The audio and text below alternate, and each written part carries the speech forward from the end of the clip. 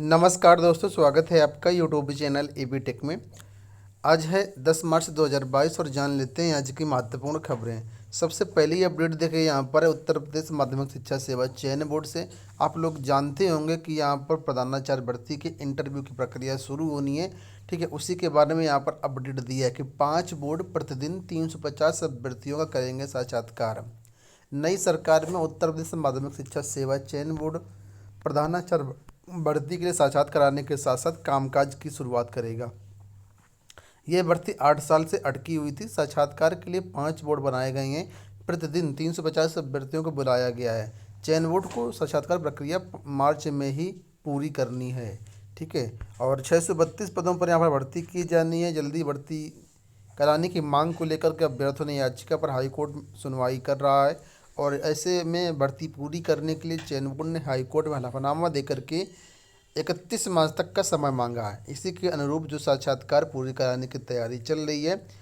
Interview के लिए कुल मिलाकर के 3824 अभ्यर्थियों को एडमिट कार्ड कहें या कॉल लेटर कहें भेजा गया है। ठीक है, और इसमें इनका साक्षात्कार होगा। आगे लिखा है कि भर्ती 8 साल विलंबित होने के कारण आवेदन करने वाले 219 शिक्षक रिटायर हो चुके हैं। इस कारण कई विद्यालयों में, एक तो कुछ विद्यालयों में दोनों वरिष्ठतम शिक्षक नहीं मिले हैं। ठीक है, तो कुल मिलाकर के इंटरव्यू प्रारंभ हो रहे हैं 14 मार्च से। ठीक है, और चलिए देखते हैं यहाँ पर दूसरी अपडेट के बारे में। असिस्टेंट प्रोफेसर भर्ती को लेकर के अपडेट है। लिखा है कि असिस्टेंट प्रोफेसर भर्ती के तृतीय चरण का साक्षात्कार 4 मई से। उत्तर प्रदेश उच्चतर शिक्षा सेवा आयोग ने असिस्टेंट प्रोफेसर भर्ती के लिए प्रथम चरण का साक्षात्कार बुधवार से शुरू कर दिया है। इसी के साथ तृतीय चरण के साक्षात्कार का विस्तृत कार्यक्रम भी जारी कर दिया है। तृतीय चरण का साक्षात्कार 4 मई से लेकर के 19 जुलाई तक चलेगा। इसके तहत 27 विषय के अभ्यर्थियों को साक्षात्कार के लिए बुलाया गया है। इस तरह कुल 47 विषयों का कार्यक्रम जारी हो चुका है। ठीक है, प्रथम चरण के इंटरव्यू आप लोग जानते होंगे 16 मार्च से प्रारंभ 16 मार्च तक चलेगा। 9 मार्च से प्रारंभ है। और द्वितीय चरण का जो इंटरव्यू है 25 मार्च से 30 अप्रैल तक चलेगा। और इसमें जो है कल तृतीय चरण के जो भी बचे हुए विषय थे उनका इंटरव्यू जारी कर दिया गया शेड्यूल। तो यहाँ पर आप लोग देख सकते हैं सभी विषयों का शेड्यूल दिया गया है। बाकी डिटेल्ड जो है आप ऑफिशियल वेबसाइट या governmentjobcenter.com से भी डाउनलोड कर सकते हैं। अगली अपडेट है एक नई अपडेट के बारे में, जो कि उत्तर प्रदेश विधानसभा चुनाव के परिणाम को लेकर के है। लिखा है कि यूपी में किसके सिर ताज, फैसला आज। उत्तर प्रदेश समेत 5 राज्यों में सुबह 8 बजे से मतगणना शुरू होगी। धांधली के आरोपों को देखते हुए सुरक्षा के कड़े इंतजाम किए गए हैं। और सबसे बड़ा प्रश्न है कि किस दल की सरकार बनेगी। चारों दल आपके सामने हैं, लेकिन लड़ाई देखा जाए तो मुख्य रूप से 2 ही की है। अब किसके गठबंधन से किसकी सरकार बनेगी, आप पूर्ण बहुमत हासिल होगा, इन सब बड़े प्रश्नों पर आज सबकी नज़र रहेगी। फिलहाल 8 बजे से मतगणना होगी। ठीक है, और ईवीएम विवाद में अब तक जो एक निलंबित कर दिया गया है, साथ में 3 अफसर हटाए भी गए हैं और 2 पर्यवेक्षक तैनात किए गए हैं। ठीक है, तो 8 बजे से मतगणना शुरू होगी। अगली भर्ती की बात कर लेते हैं। तो यहाँ पर उत्तर प्रदेश में एक और बड़ी भर्ती की यहाँ पर देखिए न्यूज आई हुई है कि यूपी पुलिस में जल्द होगी 41,000 पदों पर भर्ती। उत्तर प्रदेश पुलिस भर्ती एवं प्रोन्नति बोर्ड पुलिस विभाग में 41,443 पदों पर भर्ती की प्रक्रिया इसी साल पूरी करने की तैयारी में है। इससे पुलिस सब इंस्पेक्टर एवं समकक्ष के 9,534 पदों पर भर्ती की परीक्षा हो चुकी है। अन्य पदों के लिए अलग अलग परीक्षाएँ होंगी और बोर्ड ने अभ्यर्थियों से वेबसाइट देखते रहने के लिए कहा है। तो इसमें आप लोग जानते हैं 9,534 पदों वाली भर्ती प्रक्रिया चल रही है ऑलरेडी। कुछ नए पदों पर भी भर्तियां देखने को मिलेंगी। तो कुल मिलाकर के इस साल 41,000 पदों पर जो भर्तियां हैं पुलिस विभाग में देखने को मिलेंगी। अगली अपडेट है सीटेट परिणाम को लेकर के। सीबीएसई ने कल सीटेट के जो परिणाम है वो जारी कर दिए हैं। आप लोग governmentjobcenter.com से अपना रिजल्ट चेकआउट कर सकते हैं। यहाँ पर बहुत सारे अभ्यर्थियों का कहना है कि उनका आंसर की में कुछ अलग स्कोर आ रहा है और जो रिजल्ट जारी हुआ है उसमें कुछ अलग स्कोर आ रहा है। तो हो सकता है आंसर की को मिलाने में कुछ त्रुटियाँ हुई या जो कुछ भी हो। ठीक है, लेकिन फ़िलहाल कुछ कहा नहीं जा सकता अभी इसके बारे में। लेकिन ये है कि कुछ अभ्यर्थियों ने यहाँ पर कहा है कि हमारे रिजल्ट में डिफरेंस है। उसी के बारे में देखिए यहाँ पर अपडेट किया गया। केंद्रीय माध्यमिक शिक्षा बोर्ड ने बुधवार को 15वीं केंद्रीय शिक्षक पात्रता परीक्षा के परिणाम घोषित कर दिए हैं। सीटेट की परीक्षा 16 दिसंबर से 21 जनवरी 2022 के बीच करवाई गई थी। सीबीएसई की ओर से जारी एक सार्वजनिक अधिसूचना के मुताबिक परीक्षा के नतीजे सीटेट और सीबीएसई की आधिकारिक वेबसाइट पर देखे जा सकते हैं। सफल उम्मीदवारों की अंक तालिका और योग्यता प्रमाण पत्र जल्द ही डिजी लॉकर में अपलोड कर दिए जाएंगे। उम्मीदवार अपने ऑनलाइन आवेदन पत्र में उनके द्वारा प्रदान किए गए मोबाइल नंबर का उपयोग करते हुए इसे डाउनलोड कर सकते हैं। बढ़ते हैं अगली अपडेट की तरफ। यहाँ पर आप लोग जानते होंगे कि कल से हायर एजुकेशन डिपार्टमेंट में यानी कि उच्चतर शिक्षा सेवा आयोग में इंटरव्यू प्रारंभ हुए हैं और यहाँ पर जो इंटरव्यू है 1 घंटे देरी से प्रारंभ हुए हैं, उसी के बारे में अपडेट है।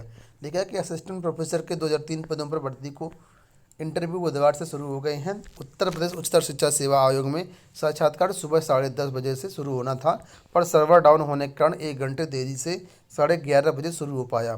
बुधवार को हिंदी विषय के 100 अभ्यर्थियों को बुलाया गया था। 99 जो उपस्थित रहे, एक अनुपस्थित यहाँ पर रहा है। पीएचडी एडमिशन को लेकर के यहाँ पर अपडेट है कि पीएचडी में दाखिले की अब तक नहीं शुरू हो सकी प्रवेश प्रक्रिया। शहर के उच्च शिक्षण संस्थानों में नए शैक्षिक सत्र में पीएचडी में प्रवेश की प्रक्रिया अब तक शुरू नहीं हो पाई है। इलाहाबाद विश्वविद्यालय में शैक्षिक सत्र 2021-22 में दाखिले के लिए अब तक संयुक्त शोध प्रवेश परीक्षा यानी क्रेट के लिए आवेदन प्रक्रिया शुरू ही नहीं हो पाई है। लगातार छात्र मांग कर रहे हैं। वहीं राजेश टंडन मुक्त विश्वविद्यालय और रज्जू भैया विश्वविद्यालय में भी पीएचडी प्रवेश प्रक्रिया शुरू नहीं हो पाई है। ठीक है, तो फिलहाल यहाँ पर उम्मीद है कि जल्द ही प्रक्रिया शुरू होगी, लेकिन इसमें विलम्ब जरूर हो रहा है। चलिए बढ़ते हैं अगली अपडेट की तरफ। हम नीट यूजी का मामला यहाँ पर है। लिखा है कि नीट यूजी में पात्रता के लिए अधिकतम आयु सीमा हुई खत्म। राष्ट्रीय चिकित्सा आयोग ने नीट यूजी 2022 परीक्षा में पात्रता के लिए अधिकतम आयु सीमा खत्म कर दी है। अधिकारियों ने बुधवार को बताया कि सीबीएसई ने 2017 में अनारक्षित उम्मीदवारों के लिए 25 व आरक्षित उम्मीदवारों के लिए 30 साल तक की अधिकतम उम्र सीमा को लगाया था। फिलहाल उसे ख़त्म कर दिया गया, तो इससे बहुत बड़ा छात्रों को फ़ायदा होगा। अब उम्र सीमा कोई बंधन नहीं होगा, जब चाहे ठीक है छात्र जो है यूजी एंट्रेंस एग्ज़ाम में शामिल हो सकते हैं और मेडिकल की तैयारी कर सकते हैं। यहाँ पर देखिए अपडेट है चयन बोर्ड से और लिखा है कि शिक्षक भर्ती के उम्मीदवारों को राहत नहीं। सहायक अध्यापक भर्ती मामले में हाईकोर्ट ने माध्यमिक शिक्षा सेवा चयन बोर्ड की विशेष याचिका को खारिज किया। लिखा है कि इलाहाबाद हाईकोर्ट ने माध्यमिक शिक्षा सेवा चयन बोर्ड की सहायक अध्यापक भर्ती परीक्षा मामले में उम्मीदवारों को राहत देने से इनकार कर दिया है। कोर्ट ने माध्यमिक शिक्षा सेवा चयन बोर्ड की ओर दाखिल विशेष याचिका को स्वीकार करते हुए एकल पीठ द्वारा पूर्व में दिए गए आदेश को भी रद्द कर दिया। यह आदेश मुख्य न्यायमूर्ति राजेश बिंदल और न्यायमूर्ति पीयूष अग्रवाल की खंडपीठ की एक साथ सुनवाई के दौरान 5 याचिकाओं पर दिया गया था। कोर्ट के समक्ष माध्यमिक शिक्षा सेवा चयन बोर्ड ने 3 विशेष याचिकाएं दाखिल की थी। बोर्ड की याचिका में एकल पीठ के आदेश को चुनौती दी गई थी। एकल पीठ ने मामले में 14 फरवरी 2020 को अभ्यर्थियों के पक्ष में फैसला सुनाया था। अब दोस्तों यहाँ पर मामला क्या है वो समझ लीजिए। मामला यहाँ पर टीजीटी पीजीटी भर्ती का, और उसी के अंतर्गत यहाँ पर देखिए कुछ ऐसे अभ्यर्थी थे जो सोशल साइंस विषय को लेकर के कोर्ट गए थे। अब कोर्ट क्यों गए थे, तो मामला ये था दोस्तों कि आप लोग जानते होंगे टीजीटी सोशल साइंस में 4 विषय होते हैं, इतिहास, भूगोल, नागरिक शास्त्र और अर्थशास्त्र। इन 4 विषय में कोई 2 विषयों को हल करना होता है।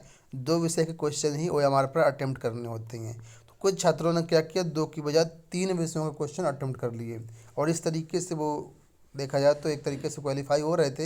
लेकिन चयन बोर्ड का कहना है कि कोई भी छात्र हो टीजीटी सोशल साइंस का, उसको अधिकतम 2 विषयों को ही हल करना होता है, 3 विषयों को हल नहीं करना होता है। इसी को लेकर के अभ्यर्थी कोर्ट गए थे। तो सिंगल बेंच में तो अभ्यर्थियों के पक्ष में फैसला दिया, लेकिन फिर मामले को चयन बोर्ड खुद जो है विशेष अपील के जरिए ले गया हाईकोर्ट, और यहाँ से चयन बोर्ड को राहत दी गई है और अभ्यर्थियों को यहाँ पर झटका लगा है। कोर्ट का कहना है कि जब इन लोगों को अनुदेश इंस्ट्रक्शंस पढ़ना नहीं आता, इतना लापरवाह है कि इस ओएमआर में प्रश्न पत्र में क्या लिखा है, फिर इनको किस तरीके से लाभ दिया जाए। आप लोग जानते होंगे जीडीसी एग्ज़ाम जो है, जो कि प्रस्तावित है आई थिंक 15 मार्च को, ठीक है। और इसमें देखिए लिखा है कि इसके लिए जो परीक्षा केंद्रों की संख्या वो फाइनल कर दी गई है। ये परीक्षा 108 केंद्रों पर 15 मार्च को करवाई जाएगी। प्रयागराज में 49 केंद्र हैं, गाजियाबाद में 29 केंद्र और लखनऊ में 30 केंद्रों पर परीक्षा होगी। 13,920 अभ्यर्थी इसमें परीक्षा देंगे। 128 पदों पर ये भर्तियाँ हो रही हैं, ठीक है। तो इसके जो परीक्षा केंद्र है वो फाइनल कर दिए गए हैं। अगली अपडेट यूपी ट्रिपल एससी से लिखा है 2449 पदों पर भर्ती इसी माह होगी। उत्तर प्रदेश अधीनस्थ सेवा चयन आयोग आचार संहिता समाप्त होने के साथ ही भर्ती प्रक्रिया तेज करने जा रहा है। सबसे पहले वो बैकलॉग वैकेंसी यानी रुकी हुई भर्ती प्रक्रिया पूरी करेगा। जूनियर असिस्टेंट के 1403 और आबकारी सिपाही के 405 पदों का परिणाम जारी किया जाएगा और सम्मिलित और सहायक के 641 पदों पर भर्ती प्रक्रिया पूरी करने के लिए प्रमाण पत्रों का मिलान शुरू कर दिया जाएगा। तो यहाँ पर देखिए जो रुकी हुई भर्तियाँ हैं उसको लेकर के यहाँ पर अपडेट किया गया है कि जो भर्तियाँ रुकी हुई उनका परिणाम जारी किया जाएगा। आबकारी सिपाही के 405 पदों का परिणाम जारी होगा। सूत्रों का कहना है कि आयोग ने कुछ परीक्षा परिणाम जारी करने की अनुमति चुनाव आयोग से मांगी थी, लेकिन रोक दिया गया था। आयोग के अध्यक्ष प्रवीर कुमार ने सदस्यों और अधिकारियों के साथ बैठक करके परीक्षा और परिणाम नियुक्त सूची विभागों को भेजने के बारे में विचार विमर्श किया। सूत्रों का कहना है कि कनिष्ठ सहायक और आबकारी सिपाही भर्ती के लिए परिणाम जारी करने और सम्मिलित अवर सहायक के प्रमाण पत्रों के मिलान पर सहमति बन गई है। तो दोस्तों ये हुई आज की सारी सूचनाएं। आशा करते हैं वीडियो पसंद आया होगा। इस वीडियो में इतना ही। धन्यवाद।